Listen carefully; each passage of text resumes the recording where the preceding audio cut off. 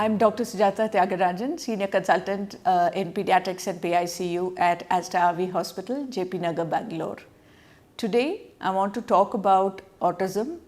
If you're worried about autism in your child and you meet a pediatrician and share your concerns, the doctor can go by clinical grounds with your history taking, predominantly about the social interaction of the child and how the child expresses verbally or non-verbally.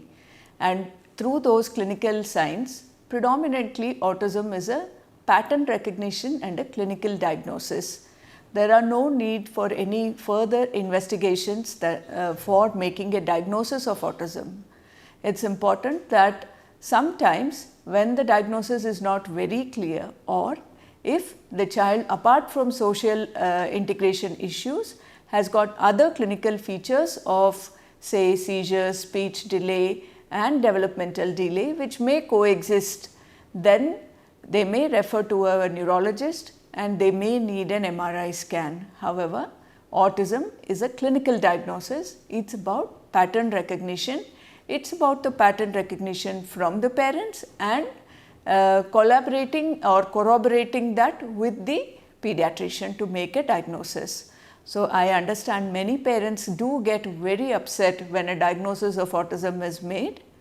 It's very important at that point to think that this is not about your child's intelligence and this is not the end of the world if a diagnosis of autism is made. It's about how do we help such a child with autism to integrate socially and to lead a very fulfilling life.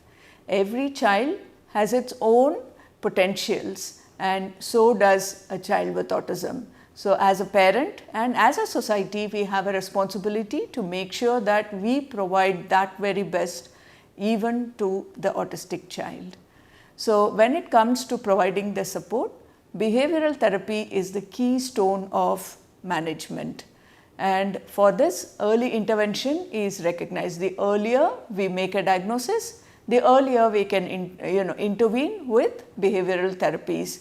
There are specialists that your pediatrician will refer to and you may need to undergo specific sessions. There will be, it's once again a partnership there between the behavioral therapist and the parents.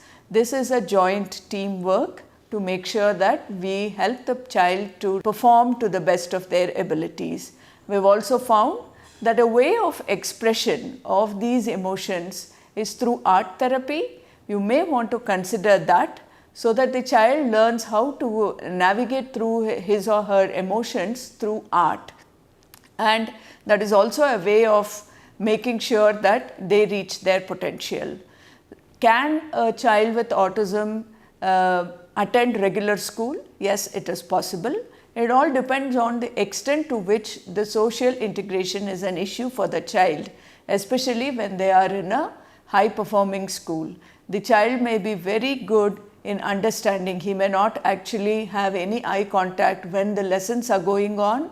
He may be looking at various, in various directions, but that child is actually absorbing a lot of information from within, but may or may not be able to express very well. So, if at all a child goes to a school, the school, the milieu should understand.